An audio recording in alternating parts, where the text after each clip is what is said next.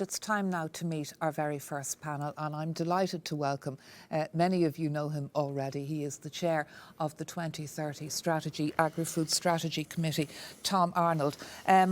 Tom, I didn't know your primary degree was in agricultural economics. It is indeed, from UCD. Well, you learn something new every day. Absolutely. So Tom is going to be talking to us about the work of that committee. We're also delighted to be welcome. Joining us remotely is Rogier Schulte. Rogier is chair of the Farming Systems Ecology at Wageningen University, where he focuses on the radical redesign of sustainable foodscapes. And Rogier, thank you very much indeed for joining us. My pleasure. We're also delighted to welcome Dr. John Bell. He's the Healthy Planet Director of the Directorate-General of Research and Innovation in the European Commission. And with all the talk about the European Green Deal, Dr. Bell, we're very much looking forward to hearing from you. Thank you. And we're also joined by Caroline Keeling, who's the Chief Executive of Keelings, an Irish company, 100% Irish-owned, and anyone who hasn't eaten a Keeling strawberry in this country, well, I don't know who they are, because I think we all have, and Keelings is well known to all. Tom, I want to talk to you, first of all, about the 2030 committee, the committee you chair. What is it? Where does it work at? And what are its challenges in the months ahead, given this critical summit with the UN in September? Okay. Well, could I start on you by saying how delighted I am that you're moderating a national conversation on this strategy over the next 4 weeks, and I hope it's going to be hugely productive. The strategy is the fifth in a series of agri-food strategies which have been in place since the year 2000. And we were asked to start our work in November of 2019, just before COVID. So in answering your question, what I'd like to do is perhaps say, what was it we were asked to do and how we went about it. And how the world has changed since then. Yeah. Secondly, what is in the strategy? What have we actually proposed? And finally then, what's the big idea of this strategy?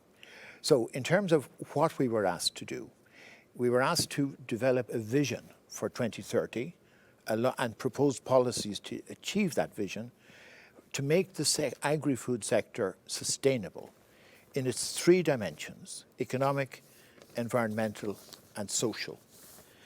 And we did use, as was said already by Sinead, a food systems approach. Now that means in effect to say that we acknowledge the links between policies for food, environment and health. That's the first time this approach was used in any of the agri-food strategies up to now.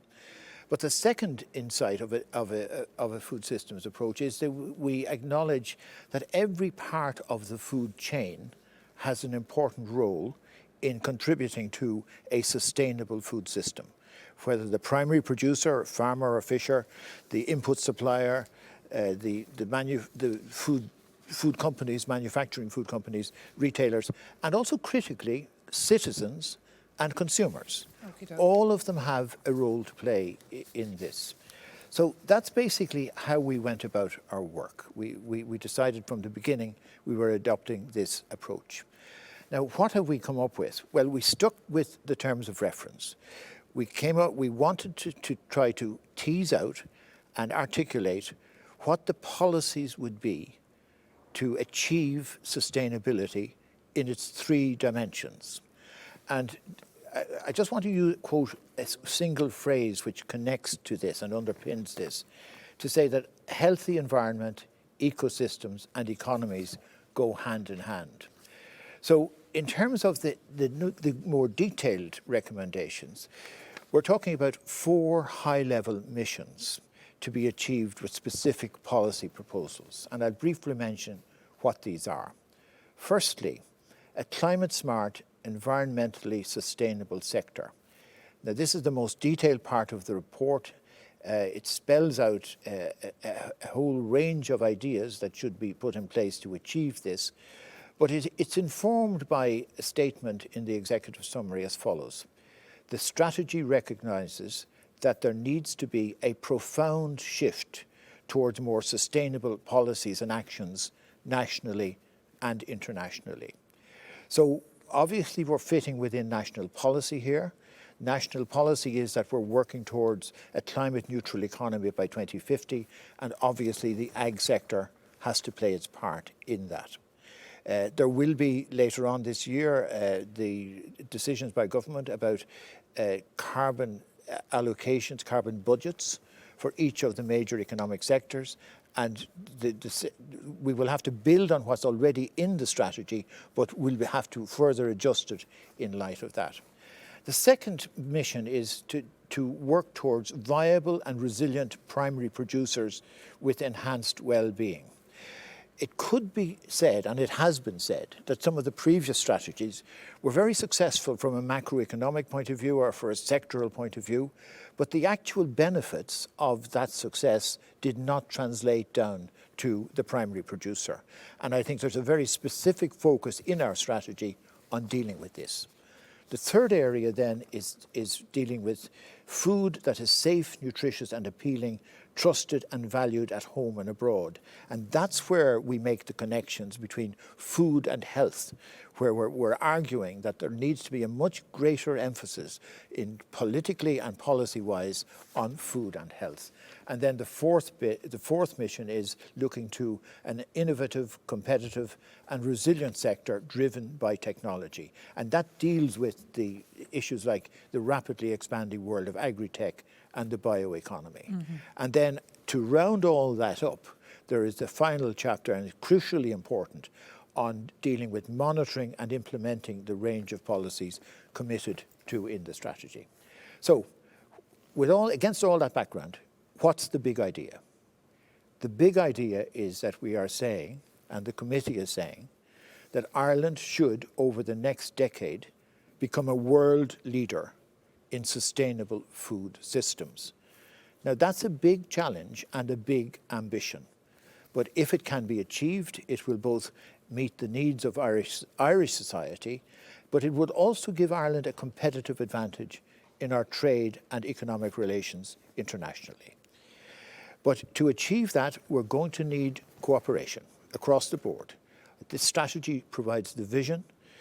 Sinead mentioned that the environmental pillar pulled out before we finalised that vision. It's very good that Karen is from the pillar is participating today. She played a really important role in our deliberations up till February. But I hope that in the course of this public consultation and in the debate around it, that the environmental pillar could indeed come back and finalise, because this vision, this strategy is ultimately going to be finalised later on after this process of public consultation. So I think there's a lot to play for. We have a big national interest in having a high level of political and societal consensus around this strategy. That's our best guarantee it'll be implemented. Okay. And Rogier, Schulte, maybe you would talk to us about where, given where we are and given what we're aiming to be, a world leader in achieving environmentally sustainable agriculture, viable and resilient primary producers that produces safe, nutritious food that's trusted and that innovates and is resilient through technology. How do we compare with other countries at the moment, Rogier, and what do you see that we need to do to achieve that goal? Yeah, thank you, Anya. I'm seeing a very interesting, almost third installment to a trilogy that for me started with the food harvest strategy, the food harvest 2020. That was also an agri-food strategy, very much with a volume target within an environmental context. Then we had the food wise 2025. Where we progressed to a value target with an environmental impact assessment. And now here we see the Agri-Food Strategy 2030 that really has, to my knowledge, is the first national strategy that has taken the EU Green Deal and Farm to Fork strategy and put environmental targets in the first chapter, in its first mission, within the context of social and economic sustainability. It is the first national strategy as such that I see.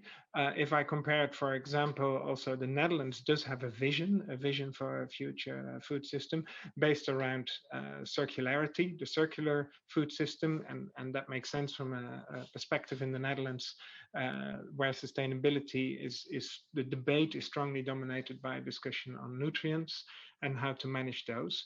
But the big difference really is that the Netherlands, the Ministry of Agriculture, explicitly relies on the innovation potential of the sector itself to come up with the pathway and the solutions. And this is where we'll be watching the Agri-Food 2030 strategy very closely, particularly the last chapter that Tom is referring to on implementation and monitoring.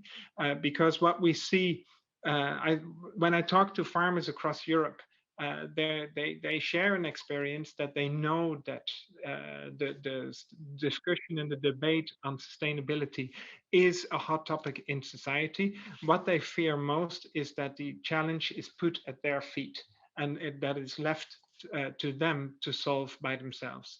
And as we're taking a food systems approach, I think it's important that we look at what everyone in the food system has a role to play, and no one can be left behind. And that implementation, it needs the orchestration of the different actors, of the processes, of the banks, of the policymakers, even of EU policy, of the advisory services with the farmers, and then we have a chance of making a difference. And we'll be watching the implementation of the Agri-Food Strategy with great interest from that perspective. Rogier, questions coming in already. Before I go to the rest of our panel, let me put, really it's the key question for an awful lot of environmental campaigners at the moment. Is a livestock-based system sustainable, or should we all be moving to a plant-based diet? Now, particularly here in Ireland, that's a big question. What's your take on it? There's a difference there whether we're talking about our current European farming systems or the system that we want to aim for. The short answer is there is a role for livestock in sustainable food systems. And when we're talking about ruminants, there's particularly a role for grass-based ruminants within sustainable food systems and healthy diets. That doesn't mean that there is no challenges associated with the livestock sector.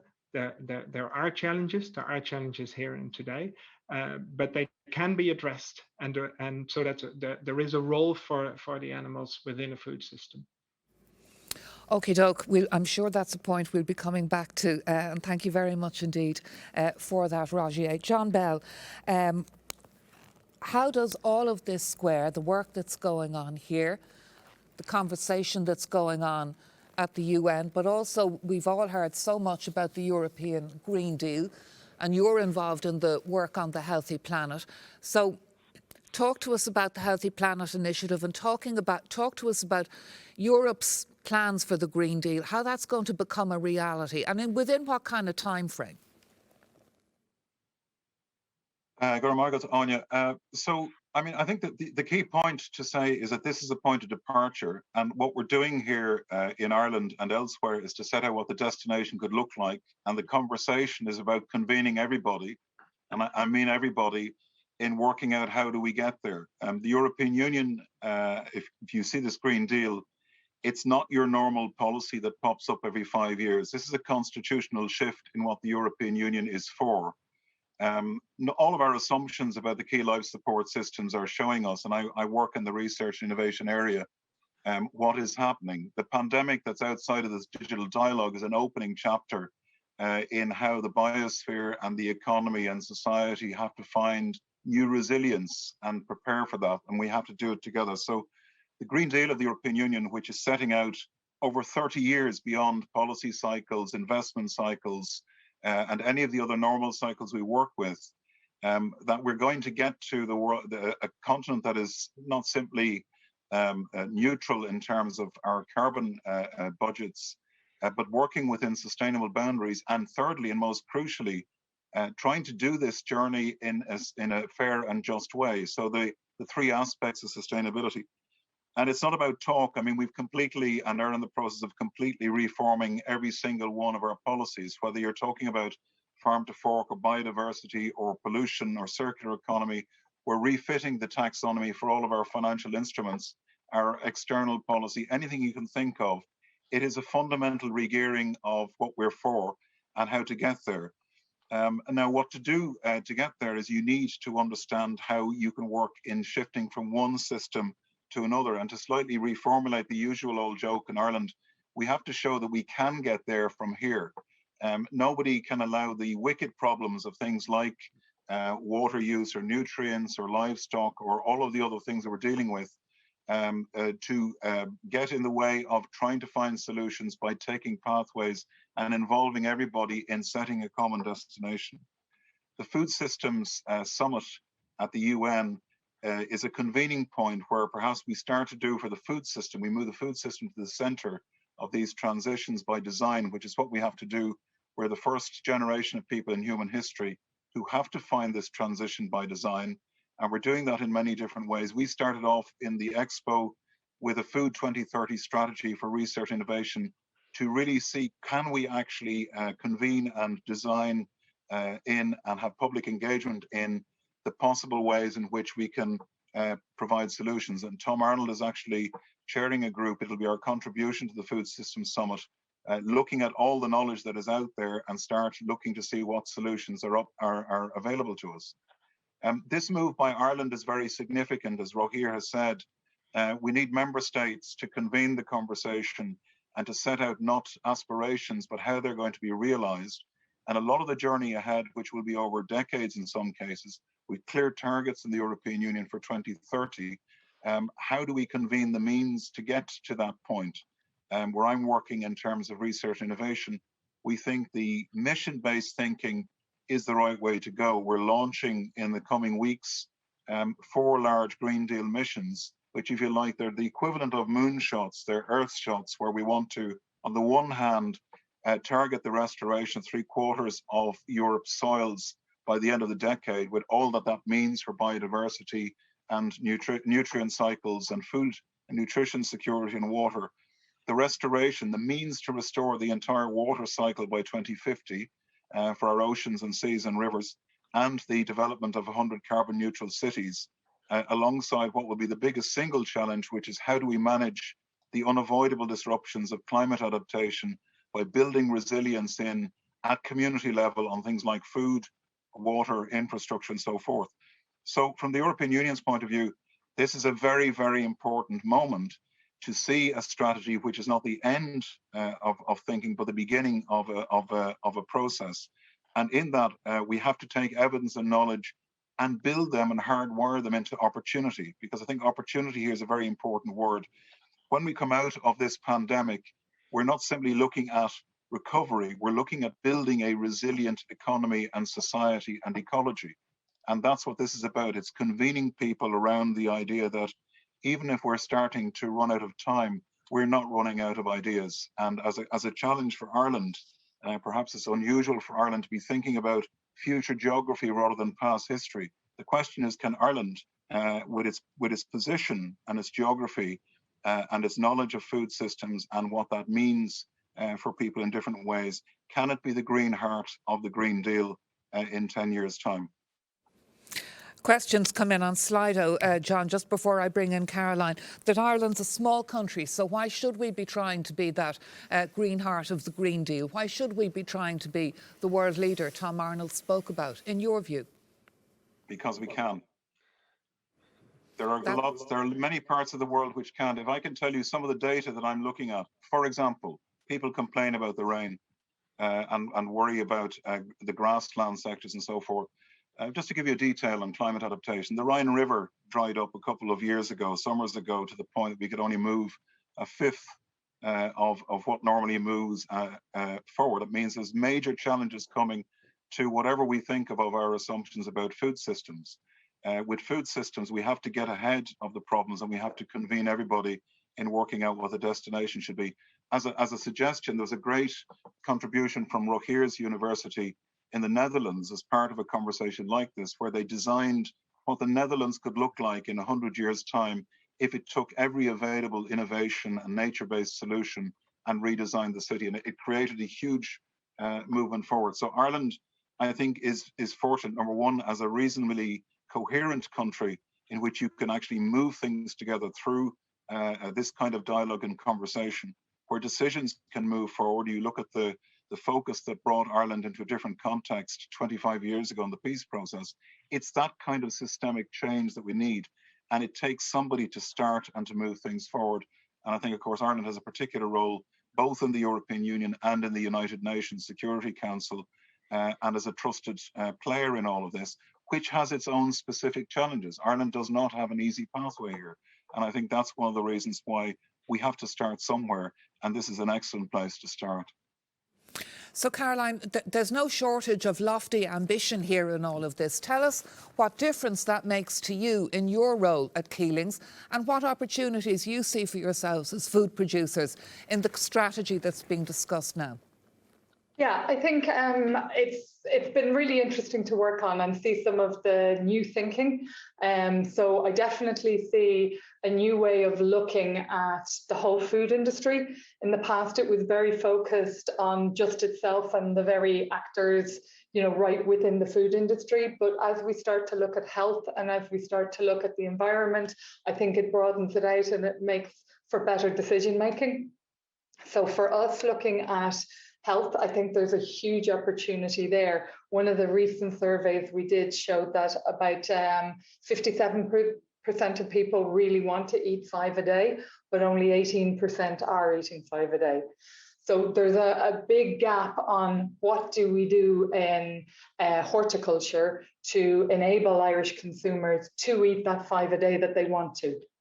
And I think one of the things this strategy calls out is for the government, and I think the government will work with the industry, the department will create this horticultural strategy based on the guides that are laid out within this document. And there's a number of key things. One call out is for increased production.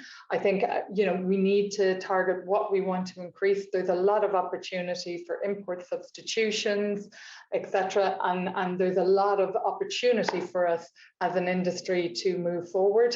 And I think that link with health and getting the food policies, both, in health and in production, connected up with each other, I think will show a lot of opportunities. I think there's call out to get more collaboration, potentially under POs. There's a number of areas of improvement that we can drive innovation in the industry. And I think the document has called out a number of areas that need to be included in the strategy, which hopefully will end up with a healthier industry and a healthier nation. Has horticulture, if you like, been an overlooked sector in Irish agricultural policy? And in terms of technology and innovation, because the challenge here is to, produce more food and cut your environmental impact. Now, that's kind of a circle to square right there, isn't it? It's a challenge, but, we're all of us producers are living on the planet too. We have to. It's not optional. So we have to find ways to do this. And I know from Keeling's point of view, we've looked at it and we've signed up to the carbon pledge. We don't know how we're going to achieve the stuff we have to achieve in the end years, but it's not optional. We have to do it. And I think every part of the industry has to do it, but growers need help to do it. We need supports, we need encouragement, we need innovation being supported, because the current solutions probably won't give us the result we need. It'll add cost. We need to, for want of a better term, reduce the green premium and ideally eliminate it. And that's what we've got to be working on. Sorry. Thank you, Caroline. Rogier, it's just I saw Rogier nodding his head when you were talking there. So I'd like to hear your thoughts on how we square that circle of increasing, particularly, say, Irish horticultural output, and at the same time cutting the environmental impact. Well, it goes back, Anya. If we step one level back, it's very difficult for individual farmers to make changes. There's good reasons why farmers farm in a particular way. Their farming systems have evolved, and they have commitments. They have commitments to their bank. They have commitments to their processor. They have commitments to their suppliers. And it's very difficult for one person to jump out of those constraints. And that goes back to what I said earlier, is that we need all the actors to jump at the same time. And that calls for a redesign of some of our farming production systems where we can square that circle. And it depends on the sector, on the specific sector, where the solutions lie. Now, it's not just theory. We also, as what we do in our group here specifically, is we go around the world looking for examples of farming systems that have somehow already escaped the constraints that all the other farmers find themselves in, and have found a way of overcoming those old challenges and find those win-win scenarios by redesigning their farming systems. And they're kind of already farming as if it's 2050, and as if and they're ready for the sustainability challenges for 2050. And what can we learn from them? One example, one very simple example, is we work a lot with Finland, and one of our lighthouse farms there is working on becoming a net exporter, not only of food, but also of energy. Now, traditionally, that was also a contradiction. If you use land either to produce food or to produce bioenergy, and one of more means less of the other. But by a redesign, they found a way where they produce more food by producing bioenergy. And those are the win-win scenarios that we're looking for. Also, it's interesting that we have a lighthouse farm in Ireland, the Lanza Douth, where we're trying to overcome that old dilemma between ruminant production and greenhouse gas emissions, and where we're working towards carbon neutral livestock production to show that it can be done and that solutions are out there. That doesn't mean that every farmer can just change tomorrow and adopt the same farming systems, but it does show what can be done, and it also shows the gap, what needs to be done, what all the actors in the food system need to be doing, what the European Commission needs to do in terms of the carbon farming accounting, the MRV requirements, to harmonize those, what is needed in terms of financial incentives, what's needed in terms of on-the-ground monitoring. Those are the stories that we document to show that the redesign is possible, and that we can overcome those old contradictions between production and the environment. This business, Tom Arnold, of ruminants and that question of the livestock-based system, whether it's sustainable. And Rogier is saying that there is a room for it within our system. Now, it's one of the more controversial decisions there. Again, another question that's come in. How can agri-food exports reaching 21 billion by 2030? And again, dairy, a huge part of that. How is that compatible with sustainability? Well, on the plant-based, animal-based issue, we discussed this in the document. We acknowledge that there are many, let's call them Western countries, where there should be more plant consumption and less meat consumption. But you don't jump from there to say that Ireland should radically change its system of livestock production. Our system of livestock. Because, as Rogier says, there are reasons why we have the production systems we have. And the grass-based system in Ireland is both sustainable, and it just makes economic sense. I mean, it's where Ireland has its comparative advantage. So the notion that you could have, certainly in any short-term time frame, a radical shift from our sustainable grass-based production, I don't think makes any sense either economically or indeed environmentally. What we are saying in the document is that we need an agri-food system which is more balanced, which is more resilient, and so we are talking about more nature-based production systems. We're talking about more, as Caroline says, more horticulture, more organic production. We're talking about less intensive forms of production. So that's the policy shift that this document is signalling. In terms of your second question about how can you move from, last year we had agri-food exports of about a bit over 14 billion. We're talking about achieving 21 billion by 2030. That can largely be based on an increasing value-added proposition. It's not actually underpinned by a suggestion that there's going to be significant increases in output. That's important to say. I think one of in the Ag Climatize policy, which is the roadmap for improvement in the agri-environment space, there's a very clear statement which says that we can't likely attain our targets for 2050 if the national herd were to increase. So already we're signalling that there is, if you like, a limit to what we're likely to produce while meeting our environmental targets. A new cap? In a way, a new cap, yeah.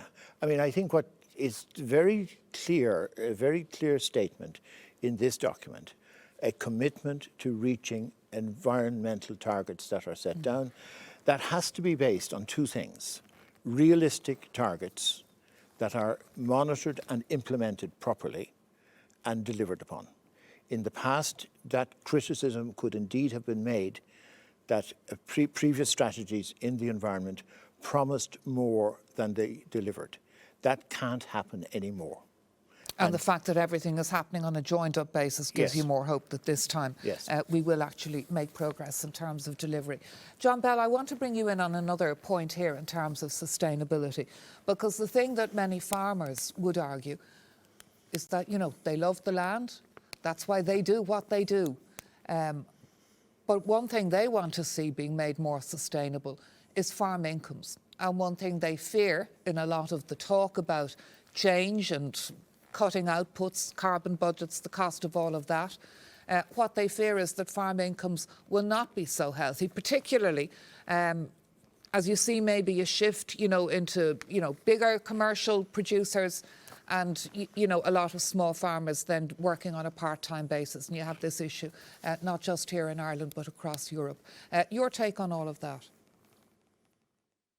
Well, I think when people use big words like systemic and sustainable, I mean, what people tend to leave out in the conversation is the transition for people and communities. And I think if you look at what has to happen here, there needs to be a rural regeneration process that goes along with these transitions. I'll give you a very clear example. A lot of the assumptions are not, what technology is showing us is showing that new sources of value, if properly distributed and properly engaged in rural communities, can give new opportunities. So for example, in Ireland, if you take one of the big dairy co-ops, they're now developing very high value added products from milk waste. So the milk waste, the lactic acid, becomes a very high value building block for biochemicals and bioplastics, which will replace fossil-based plastics. And because it's part of a cooperative, the value is distributed in a more even way than maybe sometimes is the case when you have seasonal variations in prices. You need also to develop in the economics of what we're doing here. We need to shift, if you like, from just talking about natural capitalism to a natural capital to a form of natural capitalism where we can put a value and a price on the ecosystem services that are being provided. And that is a much more sophisticated thing than simply, you know, planting some biodiverse flowers in the margins. What we're talking about, I mean, the systems change that we're talking about is not just for the European Union. There's a paradigm shift going to take place in the next 10 to 15 years. And the people who will be central to this are the people closest to land management, which will be carbon management, which will be developing very high value added services, food systems. It's also true in the land-sea connection in terms of the waters and fisheries and so forth. There are entirely new areas of value that can be rooted in a process of rural regeneration, rural renaissance. And that's one of the reasons why things like research and innovation, which in many countries is very far away from rural communities. It's not the case in Ireland. It's not the case in the Netherlands. Farming communities, forestry communities, fisheries communities need to be part of having access very quickly to how these solutions can fit into this new paradigm of where value can be generated and distributed. So I think most of us are applying the assumptions that we know. A lot of what is going to need to be done and incentivized will be about farming communities getting the incentives that they need to live their lives the way they want, and indeed for these communities to flourish. I give a very small example. In Iceland, I was talking to some people whose communities are much more isolated than ours, have been regenerated because the waste from fisheries is now generating again very high value added contributions to cosmetics and bio nutrients. And that has led to people being able to stay where they want to live and to build new businesses and to sell the value out of that, and the communities themselves then to begin to reform. So if you get it right, if you listen properly to the mix and you bring in the innovation, some of which will be business innovation, social innovation. We're not just talking about, mad scientists coming out of labs with solutions, but we're talking about shifting to a new system. And a bit like our country did, 150 years ago, when everybody sat down and said, we want a different kind of country, and you had the formation of the cooperative movements with Horace Plunkett and various other organizations, sporting and otherwise. That's the kind of change that has to take place here. So the fair and just language that's used, it's a very difficult one to crack in the short term, but that has to be the destination. That's why the conversation is absolutely critical, and the governance of the process is very important. You talk about natural capitalism. What's that old expression? There's money in muck. That's something I think we'll all be learning a lot more about. Caroline, one question that's come in, and I'd be interested in your take on it from Keeling's point of view. What do you see are the main areas needing innovation in the food system? Where should the focus be? I suppose I'd probably be closer to the horticultural side, but I do see innovation in how we can produce with reduced carbon impact. So the ones we'd be looking at would be glass houses. At the moment, we use natural gas to heat and also to give us the carbon dioxide for the crop. But as we move forward, how can we grow product under glass, heated, in a carbon neutral way? That's going to be critical. I think the constant challenge we have on cost is another area of innovation that is needed. I think automation is going to be required in the industry. It's very low at the moment, but I think over the next 10 years, when you look at some of the developments that are coming out with robotics, I think there will be an increased level of automation in the industry, and I think that's going to be needed. If we solve the situation around, carbon neutral glass houses, can we and carbon neutral cheap energy? Can we do lighting? So will Ireland be able to produce some crops year round that we currently can't? So there's a lot of, let's say, innovation on the horizon that could be quite exciting for us. It's fascinating stuff, and I have to wrap this panel up shortly. But Tom, this is a good question, I think, particularly because I know you are looking for people to come forward in terms of consultation on the strategy, but it's also about implementation of whatever we come up with. So how can we get people more involved locally, whether it's in cities, whether it's in small towns, villages, or out in rural Ireland? Well, I think there's a capital that we have to already build on. There's a great tradition of local involvement in things. I mean, one of our members on the committee, Kieran Callinan from West Cork, has a whole lifetime's history of getting engaged in local development, promoting local leadership, etc. This strategy is very much about that. It's about encouraging more innovative ways for local people to take their own, if you like, future in their own hands. And I think there's going to be, and as John Bell says, there's going to be many more opportunities in the evolving bioeconomy to do that. And it was interesting as well, wasn't it, what Rogier was saying, because, a lot of individual farmers, the scale of what we're trying to take on, we heard John Bell talking about the scale of the challenge. A lot of individual farmers, a lot of individuals feel it's too daunting. What can I do? Well, I've no choice except to get my food from the supermarket or whatever. You equally, I watch every week Ear to the Ground. There's a stream of fascinating innovation that's highlighting, for example. So I don't think there's any shortage of out there. It's just that I think we need to value it, celebrate it, and promote it a lot more. And this strategy is encouraging that. All right. Well, Tom, thank you so much. And I'd like to thank all my panellists today, Rogier, Caroline and John. Thank you all for your contributions. I certainly found the time flew. And thank you, by the way, for the questions that came in, and keep them coming for the panel that we'll have, our second panel coming up shortly. I don't know if there's anything like a virtual round of applause, but a virtual round of applause for a very interesting first panel. And thank you all very much.